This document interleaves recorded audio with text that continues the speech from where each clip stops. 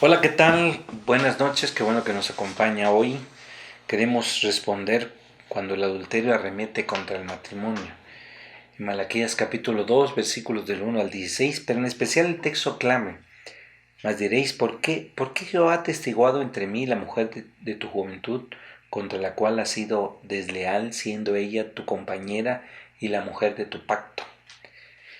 Vamos a reconocer y conocer el impacto que el adulterio tiene en el matrimonio y cómo responder bíblicamente ante esta circunstancia en algo de manera específica. Oremos. Padre, oramos hoy en esta noche. Habla nuestro corazón, oriéntanos, dinos, dirige nuestro caminar. En el nombre de Jesús estamos orando. Amén.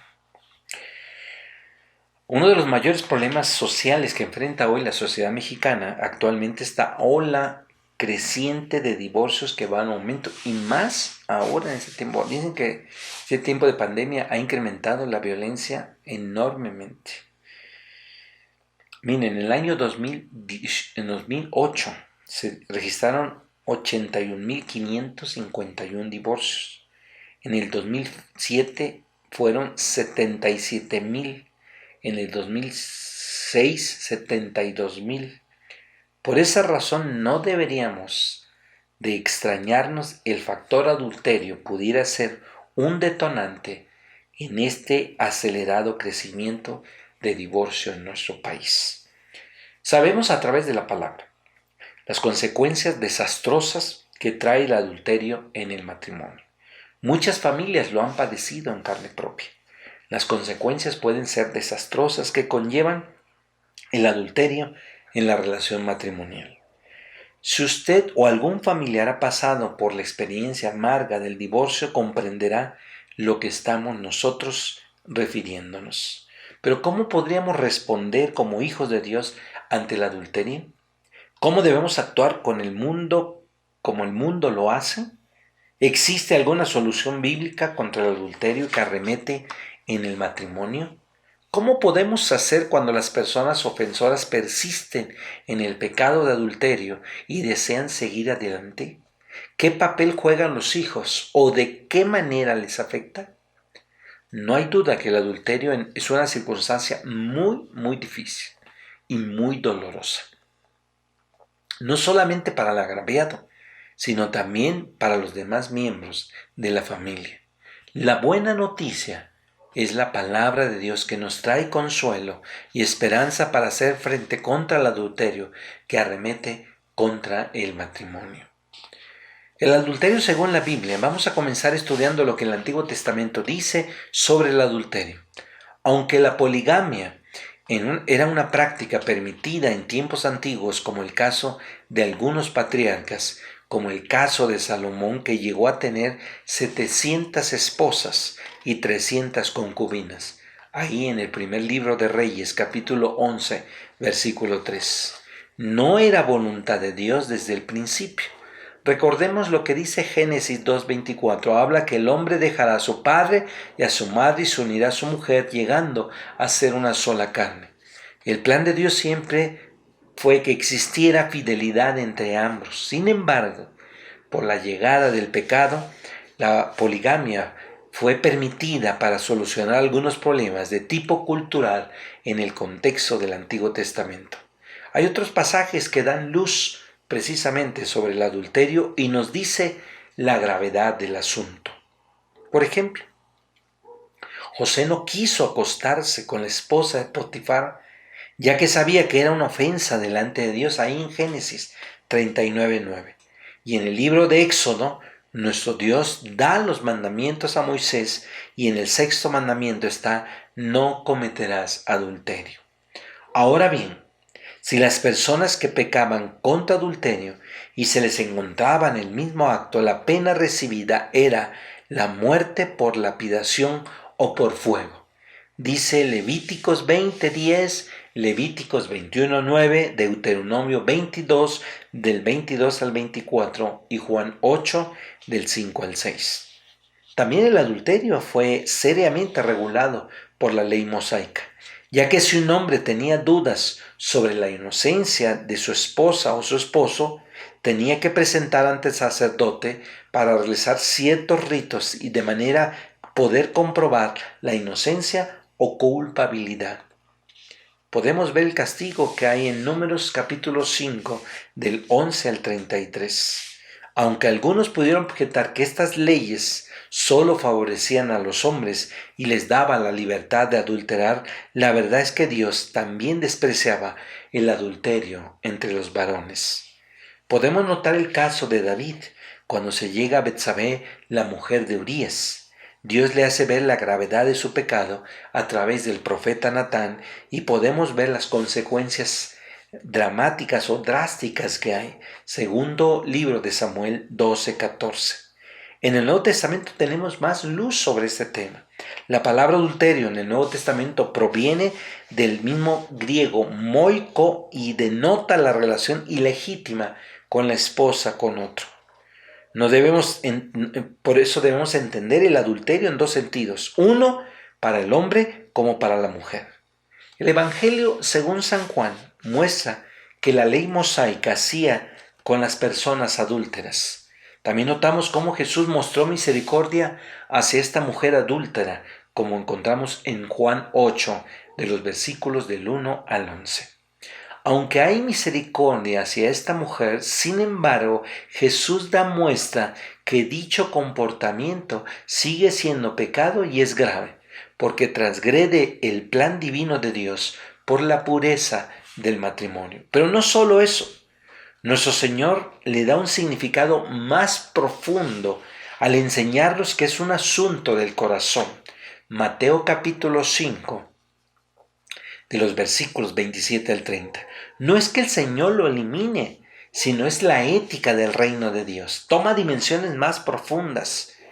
El resto del Nuevo Testamento se amonesta a los adúlteros, dice 1 Corintios 6:9, Hebreos 3:4, Romanos 7:3. Y podemos notar que el adulterio tiene un significado de tipo espiritual.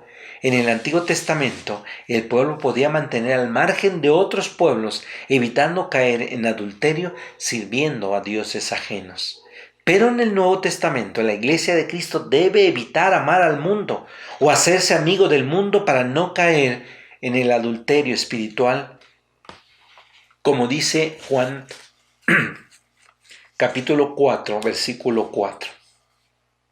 Por eso cuando hablamos del adulterio en matrimonio, debemos verlo como Dios lo ve. Es un pecado que ofende la santidad de Dios. Cuando una persona adultera, no solo ofende a su prójimo, sino que transgrede la santa ley de Dios, ya que sabotea el mensaje espiritual de la fidelidad de Cristo y su iglesia. Dios exige que cada matrimonio viva en santidad y que su matrimonio refleje, aunque en forma imperfecta, la unión entre Cristo y su esposa, como dice Efesios 5:25. ¿Cuáles son las consecuencias del adulterio? Podemos analizar en el Antiguo Testamento que el pecado de adulterio acarreaba consecuencias muy severas para los que la practicaban. También David trajo a su vida consecuencias que afectaron a terceros. El rey David podemos aprender que aunque Dios le concede el perdón, las consecuencias no las pudo detener.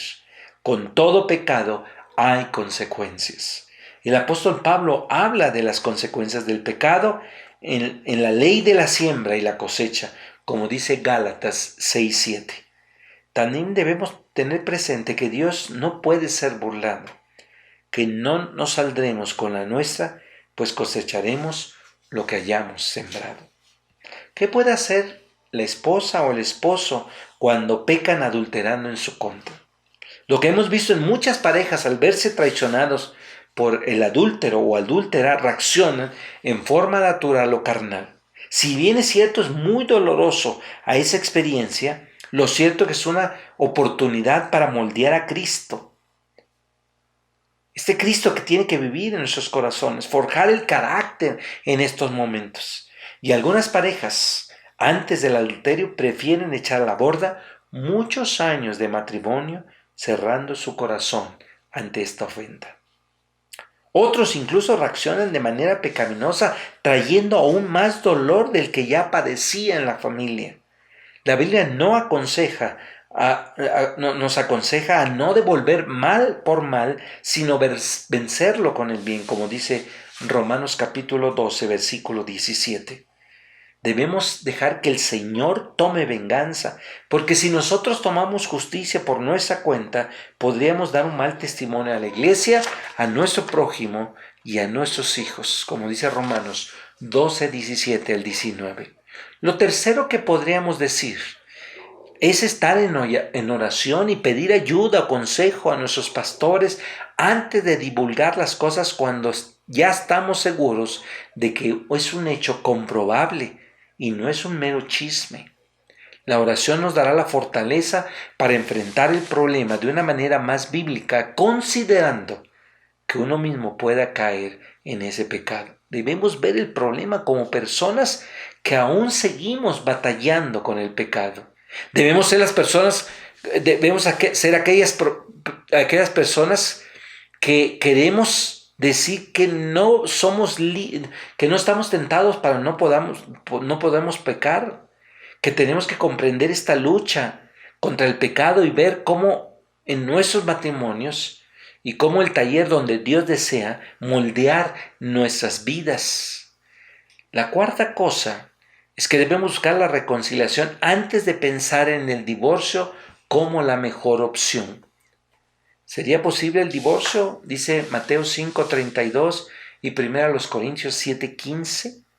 Cuando el ofensor no muestra ningún arrepentimiento sincero o sigue obstinado en su pecado y no busca maneras específicas de restituir su falta, pero a la luz de la Escritura el Señor nos pide perdonar y mostrar la gracia de Dios a través del perdón a quienes nos ofenden.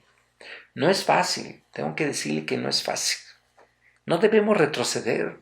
Debemos luchar y esforzándonos para seguir forjando nuestro matrimonio, aun cuando esto sea doloroso o nos hayan fallado. Yo le digo a la gente que a lo mejor sería una causal de divorcio por el adulterio, pero yo le digo que eso Dios lo perdona y que la persona también lo puede perdonar. Que si hacemos una pastoral y hacemos algo en el matrimonio, esto puede salvarse. No necesita divorciarse. No hay duda de ello. No se necesita. No se necesita hacer. Por eso nosotros no tenemos que retroceder.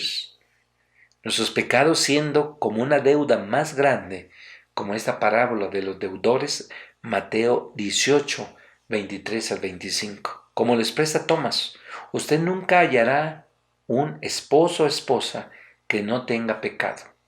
La persona con quien desea casarse en algún momento le hará daño, incluso intencional, en el cual da lugar a que el perdón sea una disciplina espiritual esencial. Vamos a orar. Padre, oramos en el nombre de Jesús hoy en esta noche. Ayúdanos a perdonar. Sana nuestras heridas. En el nombre de Jesucristo, en ese nombre estamos orando. Amén. Gusto saludarte. Te veo el día de mañana, si Dios quiere. Hasta pronto.